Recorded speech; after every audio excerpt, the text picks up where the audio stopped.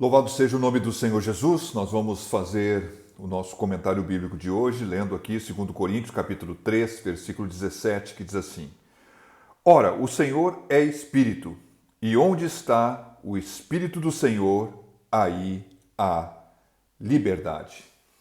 Olha só, meus queridos, é interessante que esse tema, aonde as pessoas dizem que aonde está o Espírito do Senhor, aí a liberdade.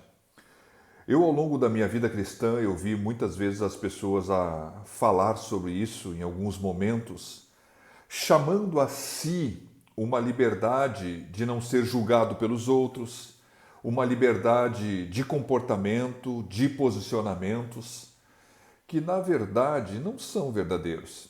Observe que aonde está o Espírito do Senhor, há liberdade.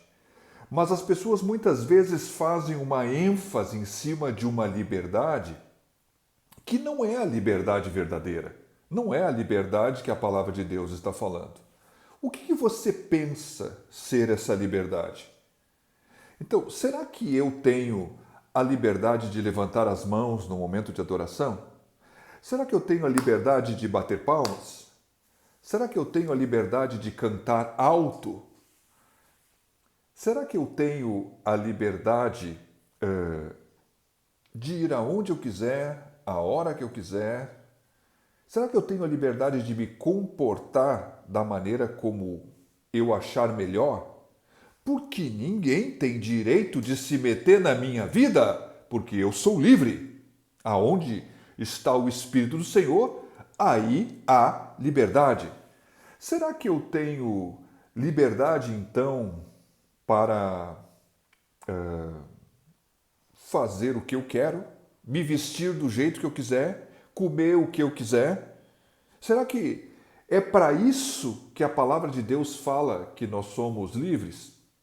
Então é importante fazer esses questionamentos, porque muitas vezes, quem sabe, justificando posições questionáveis no sentido de um comportamento, de um posicionamento, de uma vestimenta, de uma atitude, alguns tomam essa palavra falando que, porque o Espírito do Senhor está na sua vida, há então uma liberdade para poder estar fazendo coisas que, na verdade, não são muito corretas, né? Então a palavra de Deus diz assim: todas as coisas me são lícitas, mas nem todas as coisas me convêm.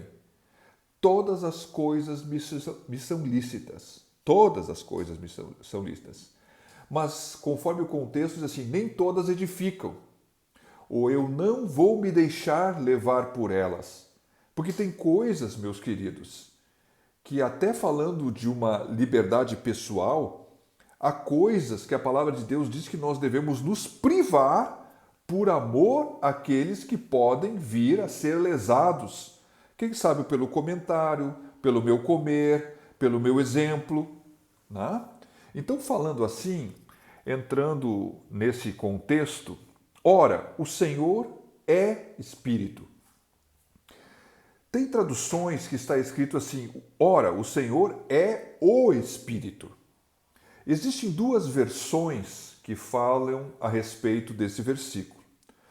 A primeira delas, ela vê assim: ora, o Senhor é o Espírito, e esse Espírito não seria com letra maiúscula, mas seria com letra minúscula. Então, essa versão, olhando o contexto do capítulo que fala da antiga aliança e da nova aliança, seria como se estivesse dizendo assim: olha, o Senhor é o Espírito do Antigo Testamento. Da mesma forma como o testemunho de Jesus é o espírito da profecia. O que significa isso? O propósito, o testemunho de Jesus é o espírito da profecia. O que significa isso?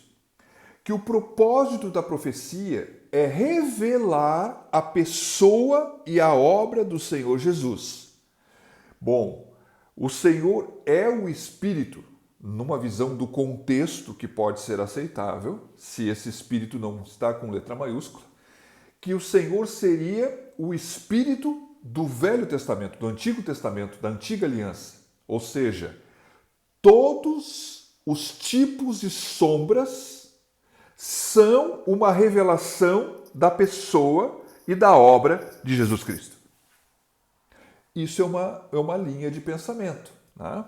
Ora, se nós pudermos pensar de uma outra forma, com uma outra visão a respeito do mesmo contexto. Ora, o Senhor é Espírito, e Espírito com letra maiúscula. Bom, o próprio Jesus falando com a mulher samaritana, ele diz que Deus é Espírito, e está com letra maiúscula lá. E ele quer que os verdadeiros adoradores o adorem em espírito, com letra minúscula, e em verdade. Aqui, meus queridos, se o Senhor é Espírito e ele for com letra maiúscula, então, bom, isso está fazendo uma referência que, assim como o Pai é Espírito, o Senhor é Espírito, e aonde está o Senhor Jesus, certamente também está o Espírito, que é aquele que traz todas as bem-aventuranças, as benesses que podem ser um homem ou uma mulher em Cristo abençoados. Na verdade, essas bênçãos elas são consumadas, liberadas, manifestas, concretizadas pelo Espírito de Deus. Então diz assim: ora, o Senhor é Espírito, e onde está o Espírito do Senhor, aí há liberdade. Bom, o Espírito do Senhor está aonde Cristo é reconhecido como Senhor. Se existe um lugar aonde Jesus Cristo é reconhecido verdadeiramente como Senhor, ali está o Espírito de Deus, no coração da vida dessa pessoa. Observe então, e onde está o Espírito do Senhor, aí há liberdade.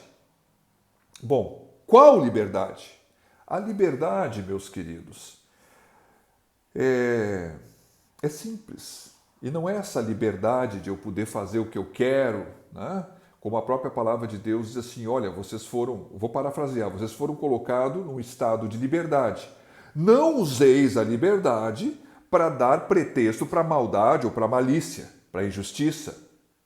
Então, observe o seguinte: todos os homens estavam, de certa forma, escravizados pela lei mosaica ou pela lei da sua própria consciência, onde se sentiam culpados. Então, observe o seguinte: aonde está o Espírito do Senhor, há liberdade. Liberdade da escravidão da lei, seja da lei de Moisés, ou seja, da lei da consciência. Há também a liberdade do poder do pecado. O pecado não terá mais domínio sobre vós, diz a palavra de Deus. A liberdade, então, da morte eterna, da morte de viver longe de Deus. Então, há algumas liberdades que essa liberdade ela diz respeito ao estado que a pessoa estava presa, cativa, condenada, cega. Ela é colocada em liberdade. Aonde está o Espírito de Deus? A liberdade, porque ela vai viver a liberdade dos filhos de Deus. Essa liberdade, ela vai, então, dar uma condição à pessoa que ela nunca, jamais poderia conquistar por si próprio. O Senhor Jesus, ele paga o preço, ele ressuscita, ele sobe aos céus e ele nos envia o Espírito. O Espírito de Deus, ele se manifesta aonde Jesus Cristo é declarado Senhor e leva a pessoa a poder viver uma liberdade que ela nunca jamais conseguiu, porque ela sempre foi escrava do pecado, porque o pecado, ele trabalha em cima daquilo que o homem tem como algo dominante do seu coração, que é as fraquezas, ou melhor dizendo, as concupiscências, né, dos olhos, da carne e a soberba da vida, de uma forma geral, falando de toda a inclinação pecaminosa do coração do homem. Então está escrito aqui: olha, onde está o Espírito do Senhor, aí a liberdade. É verdade, então, que podemos não entender isso.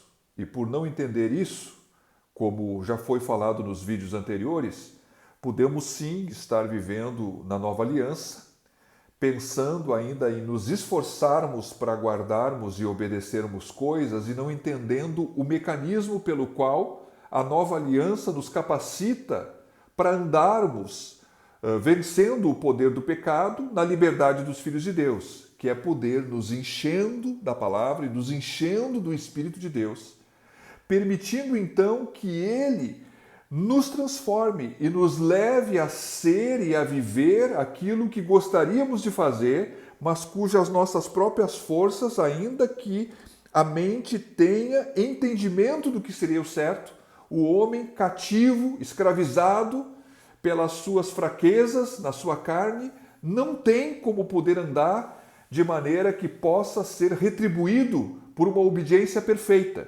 Então, esse cativeiro, ele é retirado, os olhos, então, que estavam cegados por um véu, são abertos, e o homem, então, consegue poder ver a verdade, podendo olhar, então, para a Escritura e entender a Escritura, especialmente no que diz respeito ao Novo Testamento, olhando para o Velho e vendo ali as suas sombras e os seus tipos, reconhecendo a liberdade que estava prefigurada em muitos atributos, em formas, em sombras, e que hoje está manifesta na pessoa de Jesus Cristo.